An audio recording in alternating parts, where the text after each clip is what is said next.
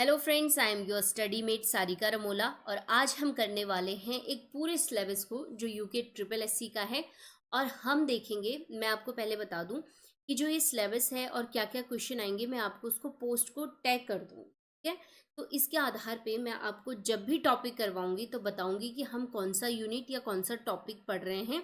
और आप लोग अब स्टार्ट कर लीजिए पढ़ाई, हम लोग इसको डिटेल से पढ़ेंगे हर टॉपिक को। ठीक है, साथ ही हम लोग प्रैक्टिस सेट करेंगे, डेली नहीं करेंगे, वीकली करते रहेंगे कि प्रैक्टिस सेट किस आधार पे हम लोग उसे करते रहेंगे। ठीक है, साथ ही मैं आपको बताऊं कि हम इसकी ना प्लेलिस्ट अलग अलग बनाते रहेंगे। हिंदी पढ़ा तो हिंदी की प्लेलिस्ट हो जाएगी, क्लास फर्स्ट लिख दूंगी मैं उसमें। ठीक है, इसके अकॉर्डिंग उसके बाद अगर हम प्रैक्टिस सेट करेंगे नए तो उसमें प्रैक्टिस सेट नंबर 1 डाल दूंगी।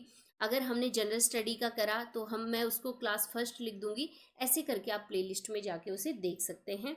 और अब आप लोग तैयारी को स्टार्ट कर लीजिए। जो यूके ट्रिपल एससी है और आयोग है, इन दोनों के जो सिलेबस हैं लगभग एक जैसे हैं। लेकिन जो क्वेश्चन आप लोग देख रहे हैं धीरे धीरे हार्ड पूछ रहे हैं, टफ क्वेश्चन इसमें आ रहे हैं, तो इसलिए हमें डिटेल से पढ़ना बहुत ज़रूरी है। आज का जो टॉपिक है हमारा हिंदी से रिलेटेड है, जिसमें हम पहली यूनिट पढ़ेंगे भाषा, यानी जिसमें हिंदी भाषा को विशेषकर हम पढ़ेंगे। उसमें हम देखेंगे कि हिंदी भाषा का विकास किस प्रकार से हुआ, इसमें कौन से क्वेश्चन पुटअप होते हैं, दो चार मैं आपको समझा दूंगी। बाकी जब प्रैक्टिस सेट होगा तो मैं उसमें आपको बताऊंगी। ठीक है, तो आप लोग इसको ध्यान से देखिए और इस तरीके से देखिए कि आप लोग पूरा इसको आज इसी यूनिट में कंप्लीट कर दो और दोबारा आप लोगों को ये वाला टॉपिक देखने की ज़रूरत ना पड़े। ठीक है, और अच्छे से अपने नोट्स प्रिपेयर करिए, क्योंकि बिना नोट्स के बिल्कुल कोई तैयारी होती नहीं है। केवल आप लोग वीडियो सुनेंगे और दो चार प्रैक्टिस सेट देखेंगे उससे सिलेक्शन हो जाएगा, ऐसा नहीं होता है। ठीक है, तो आप लोग तैयारी में बने रहें। अब हम लोग कंटिन्यूसली उम्मीद है कि पूरा कंटिन्यू करेंगे सारे टॉपिक। ठीक है, तो चलिए, आज मैंने बहुत ज़्यादा आप लोगों को बता दिया है, हम लोग स्टार्ट कर लेते हैं। टॉपिक हमारा जो है हिंदी भाषा का विकास और पहली यूनिट है। ठीक है, चलिए अब सबसे पहले हम बात करेंगे भाषा की कि आखिर भाषा होती क्या है। भाषा क्या होती है? लैंग्वेज। कुछ वर्ड में इसमें इंग्लिश के भी यूज़ करूँगी जहाँ पे लगेगा कि वो आप लोगों के लिए सुटेबल हो गई। ठीक है, चलिए, भाषा होती क्या है? ये एक कम्युनिकेशन होता है किन्हीं भी दो लोगों के बीच, चार लोगों के बीच, जिससे कि हम एक दूसरे की बातों को समझ पाए, एक माध्यम होता है। ठीक है, चाहे वो हिंदी हो या इंग्लिश हो, तो भाषा ये होती है अपने आप को व्यक्त करने के लिए। चलिए, भारत में जो हिंदी भाषा है इसके आधार पर जो टोटल भाषाएं हैं, इसको बोला गया है कि भारत में चार भाषा परिवार हैं। ठीक है, यहाँ से भी क्वेश्चन आता है कि भारत में कितने भाषा परिवार हैं। कितने भाषा परिवार हैं? चार भाषा परिवार हैं। मैं आपको नाम बता देती हूँ। पहला है आरोपीय परिवार है, दूसरा है द्रविड़ परिवार, तीसरा ऑस्ट्रिक परिवार और चौथा चीनी तिब्बती परिवार है। ठीक है, इसमें हम सबसे ज़्यादा बात करेंगे कि जो भारोपीय परिवार है, ठीक है, इसकी हम बात करेंगे, क्योंकि जो हिंदी है ये भी इसी के अंतर्गत आती है, इसी परिवार के अंतर्गत। जो भारोपीय परिवार है यानी जो इंडो यूरोपियन फैमिली है लैंग्वेज की। ठीक है, इसके साथ ही मैं आपको बताऊं कि भारत में जो बोले जाने वाली भाषाएं हैं उनके प्रतिशत के आधार पर हम देखेंगे तो भारोपीय परिवार जो है वो पहले नंबर पे आता है। ठीक है, इसे याद रखेंगे ये पॉइंट सारे। अब आप देखिए, हम थोड़ा इसको कैटेगराइज कर लेते हैं कि जो भारोपीय परिवार है जिसे इंडो यूरोपियन कहते हैं, इसकी शाखाएं हैं जैसे भारतीय ईरानी शाखा। कुछ इतिहासकार मानते हैं कि जो आर्य थे वो ईरान से होते हुए भारत आए। कुछ का मानना है कि जो आर्य थे वो कुछ यूरोप की साइड भी गए। ठीक है, तो जो भी जातियां होती हैं, जो मनुष्य थे, उन्हीं के माध्यम से तो भाषाएं एक जगह से दूसरी जगह गई थी ना, तो इसीलिए हम इस बेस पे से पढ़ते हैं। तो इसके बाद जो आर्य आए तो वो भारत में आए, तो फाइनली हम क्या पढ़ेंगे? भारतीय आर्य भाषा को पढ़ेंगे कि इसमें कैसे कैसे डेवलपमेंट हुआ। ठीक है, चलिए, अब हमने बताया मैंने आपको कि जो भारोपीय परिवार है इसमें आ जाते हैं हम भारतीय आर्य भाषा में, और इसको तीन भागों में या तीन कालों में डिवाइड किया गया है। ठीक है, चलिए, पहला जो काल था ये था प्राचीन भारतीय आर्य भाषा का जो टाइम था। ठीक है, प्राचीन की बात हो रही है नंबर 1 पे। और थोड़ा अगर हम इसका टाइम पीरियड इसलिए देखते हैं कि तब हमें पता चल जाता है उस टाइम पे जो समय रहा होगा उसके अकॉर्डिंग हम देख सकते हैं। ठीक है, तो इसका जो टाइम पीरियड था वो था 1500 से 500 ईस्वी पूर्व रहा। ठीक है, उदाहरण के लिए जो वैदिक संस्कृति वाला टाइम था वो प्राचीन भारतीय आर्य भाषा का टाइम था। ठीक है, इसके बाद आ जाते हैं मध्यकालीन भारतीय आर्य भाषा को देख लेते हैं। तो इसका जो टाइम पीरियड है वो 500 ईस्वी पूर्व से लेकर 1000 ईस्वी तक। इसमें कौन कौन सी भाषाओं का विकास हुआ? देखिए, पाली, प्राकृत और अपभ्रंश, ये मुख्यतः यहाँ पे इन भाषाओं में साहित्यों की रचना हुई या इन भाषाओं के कवि यहाँ पे देखने को मिले मध्यकालीन भारतीय आर्य भाषा में। अब आ जाते हैं आधुनिक भारतीय आर्य भाषाएं। ठीक है, और इसका टाइम पीरियड क्या? 1000 ईस्वी से अब तक जो चला आ रहा है ये सारा आधुनिक आर्य भाषा है। और इसमें जो विकास हुआ वो हिंदी और अन्य भाषाएं जो हैं उन सब का विकास हुआ आधुनिक टाइम में। ठीक है, तो ये हमने कैटेगराइज किया इसको समझने के लिए, बेस के लिए। बेसिकली क्वेश्चन हम ये नहीं कहेंगे कि पर्टिकुलर यहाँ से आएंगे। क्वेश्चन तो मैंने आपको बता दिया भारूपीय परिवार से आता है। ठीक है, लेकिन ये समझ को बढ़ाने के लिए। चलिए अब देख लेते हैं हम पर्टिकुलर कि हिंदी का विकास जो हुआ वो किस प्रकार से हुआ। तो आप सबसे पहले बात करेंगे सबसे जो उच्च कोटि की भाषा मानी जाती थी और है वो कौन सी है? संस्कृत है। ठीक है, संस्कृत के बाद जो भाषा बनी, यानी हम ये नहीं कहेंगे कि बहुत उच्च कोटि की भाषा, यानी उसके बाद जो भाषा का विकास हुआ वो हुआ पाली भाषा। ठीक है, संस्कृत के बाद पाली, पाली के बाद आ जाएगी कौन सी? प्राकृत आ जाएगी, और प्राकृत के बाद आएगी अपभ्रंश। ठीक है, इसके साथ ही अगर आप देखेंगे, मैं अभी बताऊंगी क्वेश्चन कैसे पुटअप होता है। ठीक है, अपभ्रंश के बाद डायरेक्ट लिखा जाता है कि हिंदी भाषा का विकास हुआ, लेकिन इनके बीच में एक संक्रमण कालीन, ठीक है, जो ट्रांजिशन पीरियड होता है, यानी एक फॉर्म से दूसरे फॉर्म में जब कन्वर्ट होता है तो उसके लिए एक टाइम पीरियड होता है। ठीक है, तो उस दौरान जो भाषा थी वो थी अवहट। कौन सी थी? अवहट, और जिसे परवर्ती अपभ्रंश भी कहा जाता है। ठीक है, मैंने यहाँ पे लिखा भी है, जो अवहट है वो जो अपभ्रंश और आधुनिक जो भारतीय भाषा थी हिंदी, उसके बीच का संक्रमणकालीन भाषा कौन सी थी? अवहट थी। और ये क्वेश्चन आया है बहुत बार कि परिवर्ती अपभ्रंश क्या होती है, तो अवहट हो जाएगा। ठीक है, इसे ध्यान रखेंगे। अब आपने देख लिया कैसे कैसे इनका विकास हुआ, तो क्वेश्चन कैसे आते हैं, जैसे देखिए, हिंदी का विकास किस भाषा से हुआ? तो अवहट बेसिकली नहीं ऑप्शन होता है, ऑप्शन क्या होता है? अपभ्रंश होता है। ठीक है, अब एक क्वेश्चन और बन सकता है कि अपभ्रंश का विकास किस भाषा से हुआ? तो प्राकृत से हुआ। प्राकृत का विकास किससे हुआ? तो पाली से हुआ। पाली का विकास किससे हुआ? संस्कृत से हुआ। ठीक है, अब आप देखिए यहाँ पे क्या कह रहे हैं कि जो हिंदी भाषा की जननी है वो कौन सी भाषा हो जाएगी? संस्कृत हो जाएगी, क्योंकि ओरिजिन तो यहीं से हुआ है ना। ठीक है, इसके बाद अगर हम कहेंगे कि हिंदी भाषा का जो इतिहास मिलता है वो कहाँ से मिलना स्टार्ट हुआ, तो ये आ जाएगा अपभ्रंश से। दो अलग अलग चीजें हैं। ठीक है, चलिए, जो अपभ्रंश भाषा है इसका जो साहित्य का स्टार्ट हुआ था और जो साहित्य के कवि थे वो थे स्वयंभू। आपने इनका नाम सुना होगा, इसीलिए इनको आप देखेंगे तो अपभ्रंश का वाल्मीकि कहा जाता है स्वयंभू को। ठीक है, ये इंपॉर्टेंट है, इनको नोट करते रहिए और ऐसे ही आप लोग क्या करेंगे? नोट्स बनाते। ठीक है, चलिए, अब जो अपभ्रंश भाषा है इसके हम भेद देख लेते हैं। जैसे हम लोग पढ़ते हैं ना संज्ञा, और संज्ञा के प्रकार पढ़ते हैं। ठीक है, जातिवाचक संज्ञा हो गई, संख्यावाचक हो गई, तो उसके भेद होते हैं अलग अलग। वैसे ही मैंने कहा अपभ्रंश है, और अपभ्रंश के भी कुछ भेद हैं। जैसे सौर सैनिक भेद है, अर्धमागधी है, मागधी, खस, ब्राचन, महाराष्ट्री अपभ्रंश भाषा के भेद हैं। ठीक है, इसमें जो खस है ये इंपॉर्टेंट हो जाती है। चलिए देख लेते हैं। जो खस भेद है, इसका खस जो प्रकार है, इससे जो विकास हुआ किसका हुआ? पहाड़ी भाषा का विकास हुआ है। ठीक है, खस भेद से अपभ्रंश के। और पहाड़ी भाषा में कौन कौन सी भाषाएं आ जाती हैं, बोलियां? एक हो जाती है गढ़वाली और दूसरी कुमाऊनी आ जाती है। ठीक है, इसे याद रखेंगे। और आप देखेंगे जो खस भाषा है इसका जो विकास हुआ है वो हुआ है सौर सैनी से।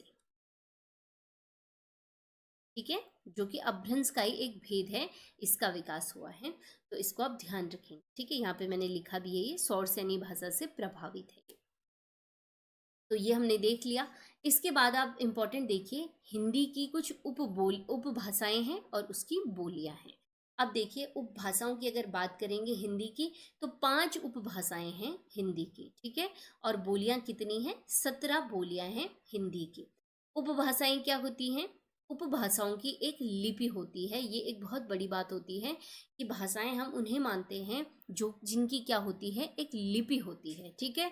तो उपभाषाओं की भी सेम कंडीशन है, उनकी लिपि होती है और उनका जो एरिया होता है, जो क्षेत्र होता है, वो काफी बड़ा होता है, ठीक है। आगे आप देखोगे अपने आप आपको पता चल जाएगा कौन सी उपभाषा है और कौन सी बोली है, ठीक है। अब बोली की अगर बात करेंगे तो किसी क्षेत्र विशेष में बोली बोली जाती है। वो एरिया छोटा भी हो सकता है, कोई पर्टिकुलर, ठीक है। इन बोलियों का विकास मुख्यतः बोला जाता है कि इन बोलियों में कोई रचनाएं नहीं हो सकती हैं, लेकिन आप आगे देखेंगे कि बहुत सारी बोलियों में जब रचनाएं हुई तो उसके बाद ही उनका प्रचार प्रसार हुआ, ठीक है। उसके माध्यम से उनका प्रचार प्रसार हुआ कि अच्छा इस क्षेत्र में ये बोली है, क्योंकि यहाँ से इस रचना का विकास हुआ है जो कि बहुत फेमस रही हो कोई भी, ठीक है। तो इस हिसाब से 17 बोलियां हैं हिंदी की और 5 उपभाषाएं हैं, इसे याद रखना है। अब हम देख लेते हैं पहली उपभाषा कौन सी है हिंदी की। तो पहली जो उपभाषा है वो है पूर्वी हिंदी है। अब आप देखिए पूर्वी लिखा है, यानी पूर्व का जो एरिया है ये उस क्षेत्र को इंगित करता है, ठीक है। इसकी जो उत्पत्ति हुई है वो अर्धमागधी से हुई है, ठीक है। अब इसके अंदर कुछ बोलियां होंगी, है ना, मैंने पहले ही बोला जो उपभाषाएं होती हैं उनका क्षेत्र बड़ा होता है और बोलियों का क्षेत्र छोटा होता है। तो इसमें 3 बोलियां हैं बहुत इंपॉर्टेंट, एक है अवधी, दूसरी बघेली, तीसरी छत्तीसगढ़ी। इनको याद रखेंगे क्योंकि क्वेश्चन यहीं से पूछे जाते हैं कि निम्न में से कौन सी भाषाएं हैं जो पूर्वी हिंदी की भाषा है या नहीं है। क्वेश्चन ऐसा ही बनता है, ठीक है। चलिए अवधी की बात करेंगे तो उत्तर प्रदेश में बोली जाती है, और जो पर्टिकुलर एरिया की बात करेंगे तो लखनऊ और रायबरेली में अवधी बोली जाती है, ठीक है। इस बोली को, जो अवधी को जो एक फेमस किया, वो किया सूफी कवियों ने, ठीक है। इस इन्होंने उनको क्या दी? पहचान दी। इसमें प्रमुख रहे हैं जायसी, ठीक है। जायसी की एक रचना मैं आपको बता दूं, पद्मावत, ठीक है। जायसी ने इसको बहुत प्रसिद्धि दिलवाई। साथ ही मैं बात करूं तुलसीदास की, तो तुलसीदास जी ने भी जो रामचरित मानस लिखी वो अवधी में लिखी, और अवधी के अंतर्गत भी आती है कौन सी? बैसबाड़ी। ये क्वेश्चन पूछा गया है, ठीक है। बैसवाड़ी अवधी, इसमें इन्होंने क्या लिखी थी? रामचरित्र मानस की रचना की थी, इसे ध्यान रखेंगे, ठीक है। चलिए अब आ जाती है बघेली। बघेली बेसिकली बोली जाती है मध्य प्रदेश के कुछ क्षेत्रों में। छत्तीसगढ़ी हो गई, छत्तीसगढ़ और उड़ीसा के कुछ एरिया में, ठीक है, क्षेत्रों में। तो आपने अंतर देख लिया है। जो पूर्वी हिंदी है उसका क्षेत्र बहुत बड़ा है क्योंकि वो उपभाषा है, और बोलियों का क्षेत्र पर्टिकुलर स्थान है। चलिए नेक्स्ट देख लेते हैं पश्चिमी हिंदी की बात करते हैं, ठीक है। पश्चिमी हिंदी में भी 5 बोलियां आती हैं और उत्पत्ति हुई है पश्चिमी हिंदी की सौर सैनी से, इसे भी ध्यान रखिए, ठीक है। पहली आ जाती है खड़ी बोली, और खड़ी बोली को बहुत सारे नामों से जाना जाता है। एक नाम है इसका कौरवी। अभी आप लोगों ने एग्जाम दिया होगा वन आरक्षी का, तो उसमें आपने देखा होगा कि खड़ी बोली को कौरवी नाम किसने दिया? तो आंसर क्या था? राहुल सांकृत्यायन ने इनको कौरवी कहा था, खड़ी बोली को, ठीक है, याद होगा आपको। तो इसके अलावा इसको नागरी कहा जाता है, मानक हिंदी भी कहा जाता है खड़ी बोली को, और टकसाली भाषा भी कहा जाता है खड़ी बोली को, इसे ध्यान रखें, ठीक है। और एरिया क्या है इसका? उत्तर प्रदेश है। इसके बाद अगर हम बात करेंगे तो ब्रज भाषा है। ब्रज भाषा जो बोली जाती है वो बोली जाती है आगरा में और मथुरा में, ठीक है, ब्रज भाषा। इसके अलावा बुंदेली, बुंदेली बुंदेलखंड में, और कन्नौजी है, कन्नौजी ये भी उत्तर प्रदेश में है, और बांगरू ये भी उत्तर प्रदेश में है, ठीक है। अब देखिए क्वेश्चन कैसे पुटअप होता है, वहां तो मैंने आपको बता दिया, इधर भी मैं आपको समझा देती हूँ। लिखा है निम्न में कौन सी पश्चिमी हिंदी बोली नहीं है, ठीक है। ऐसे क्वेश्चन बनते हैं। 4 ऑप्शन इसमें, कन्नौजी, ब्रजभाषा और ब्रजभाषा और बुंदेली और बघेली, ठीक है। तो राइट आंसर क्या हो जाएगा? बघेली हो जाएगा, क्योंकि जो बघेली है वो कौन सी भाषा है, कौन सी उपभाषा है? पूर्वी हिंदी की है, ठीक है। तो इसे ध्यान रखें। चलिए तीसरे नंबर पे आ जाती है राजस्थानी उपभाषा, ठीक है। जो राजस्थानी उपभाषा है इसकी उत्पत्ति भी हुई है सौर सैनी से। अगर मैं फास्ट पढ़ाऊंगी तो आप लोग मुझे कमेंट बॉक्स में बताइएगा, थोड़ा धीरे पढ़ाएं जैसा आप लोगों को कंफर्टेबल लगे, ठीक है। चलिए, फ्लो ना टूटे इसलिए थोड़ा स्पीड हो जा रही है। चलिए, आप देख लीजिए, तीसरी जो भाषा है वो है सौरसैनी, और इसमें जो बोलियां हैं प्रमुख 4 हैं बोली, ठीक है। और यहाँ से क्वेश्चन पुटअप होते हैं, वो मैं आपको बता रही हूँ। पहली बोली है मारवाड़ी, दूसरी जयपुरी, तीसरी मेवाती और चौथी है मालवी, ठीक है। अब आप देखिए इसको कैसे क्वेश्चन पूछा जाता है। जो ये है उत्तर, ठीक है, दक्षिण, ध्यान से देखिएगा, पूर्व, पश्चिम, क्वेश्चन यहाँ से पुटअप होते हैं, ठीक है। अब आप उत्तर में देखिए, उत्तर में कौन सी है, मेवाती, मेवाती, ठीक है। दक्षिण में कौन सी बोली है, दक्षिण में देखिए मालती, सॉरी मालवी, ठीक है। पूर्व में अगर बात करेंगे तो पूर्व में आ जाएगी जयपुरी, और पश्चिम में मारवाड़ी, ठीक है। इसे याद रखेंगे। अब क्वेश्चन कैसे बनता है इनसे, निम्न में कौन सी बोली पूर्वी राजस्थानी के अंतर्गत आती है, तो राइट आंसर क्या हो जाएगा, हमने ऐसा फिगर बना दिया इसका, राइट आंसर क्या हो जाएगा, जयपुरी हो जाएगा, जो कि क्या है, पूर्वी राजस्थानी बोली है। इसी के अलावा अगर आप देखेंगे तो डुढाली है, या इसको एक प्रकार से और लिखते हैं डुढाली, ठीक है।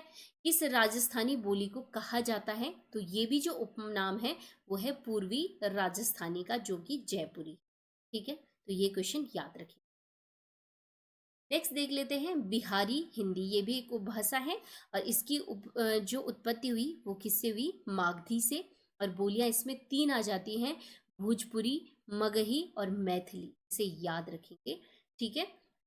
चलिए, लास्ट है पहाड़ी हिंदी, उपभाषा है एक, और इसकी उत्पत्ति हुई है खस से। आपको पता है जो खस जनजाति थी उत्तराखंड में, उसने निवास किया, ठीक है। मैंने आपको पहले ही बताया कि कुछ जातियों ने भाषाओं का आदान प्रदान किया जहाँ पे वो गए, ठीक है।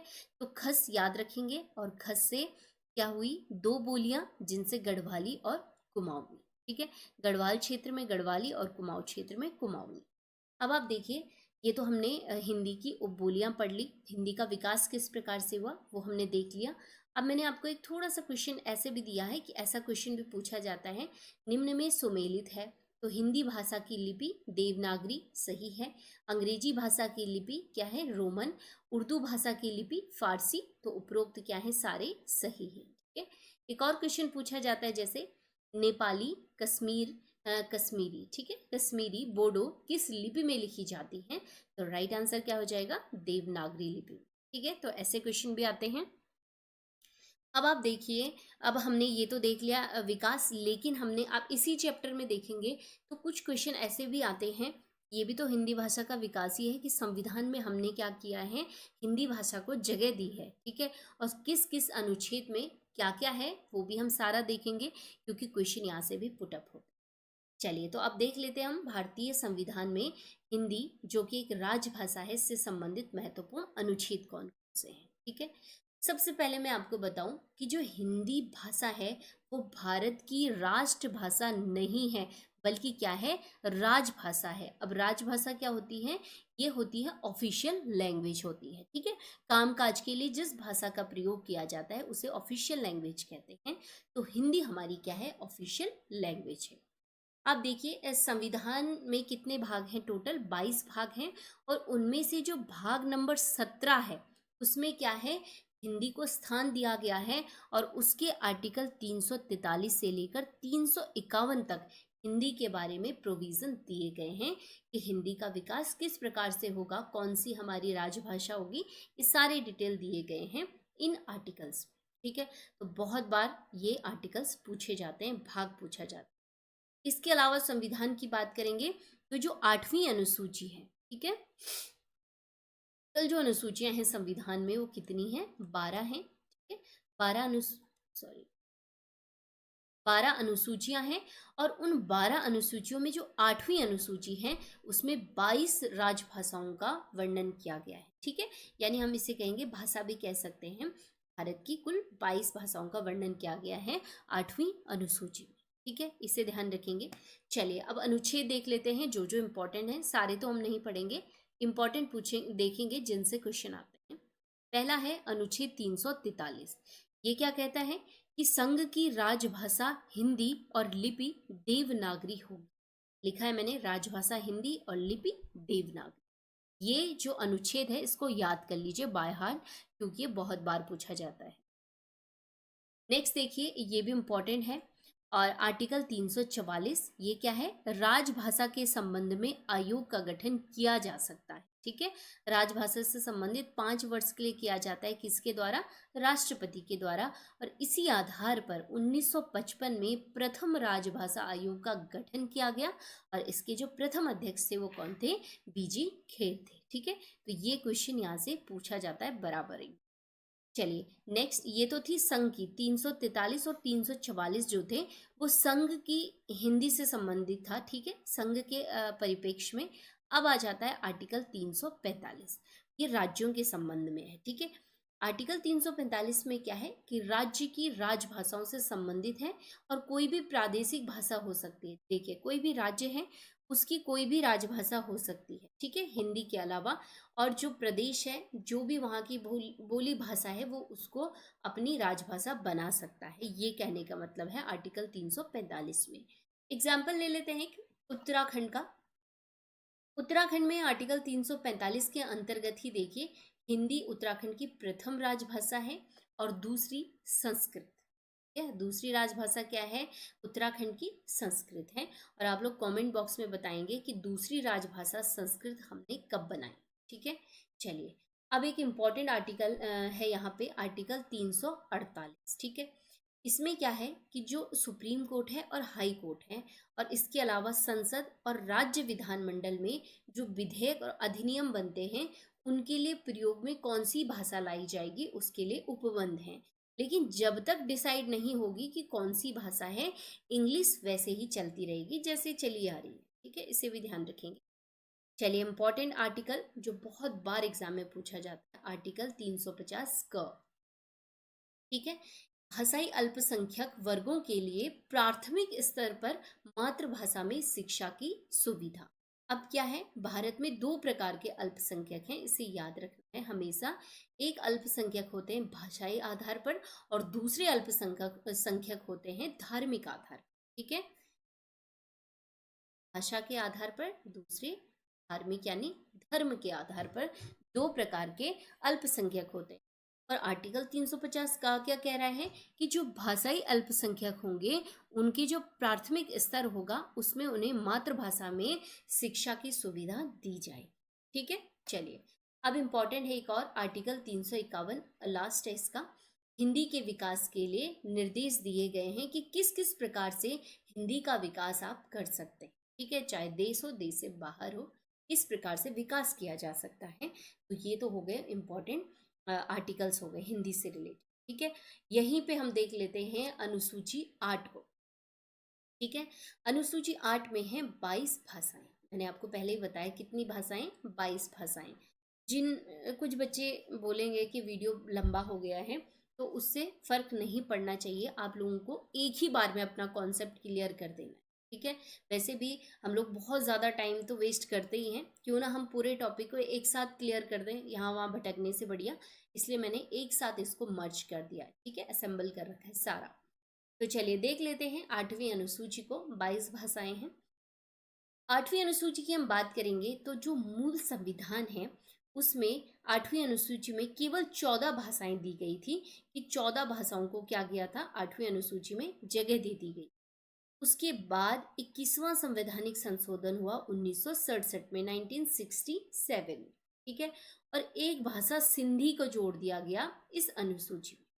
क्वेश्चन आता है ये बहुत बार कि सिंधी को किस संवैधानिक संशोधन द्वारा 8वीं अनुसूची में जोड़ा गया, तो आपके सामने है। ठीक है, इसके बाद एक और इम्पोर्टेंट संवैधानिक संशोधन हुआ, 71वां संविधान संशोधन 1992, और 3 भाषाओं को 8वीं अनुसूची में जोड़ा गया, कोंकणी, मणिपुरी और नेपाली।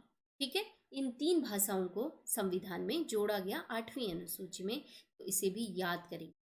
आखिरी जो संवैधानिक संशोधन हुआ 92, 2000, इस अनुसूची से रिलेटेड 92 2003 में हुआ ये, और इसमें 4 भाषाएं जोड़ी गई, ठीक है, कौन कौन सी सीरियल ऐसे ही याद करना है इसका, जैसे जोड़ी गई हैं, चाहे ऊपर देखो कोंकणी, मणिपुरी या नेपाली है, वैसे ही 4 भाषाएं बोडो, डोगरी, मैथिली, संथाली, ऐसे ही इनको सीरियल से वाइज करना है। ठीक है, बोडो, डोगरी, मैथिली, संथाली।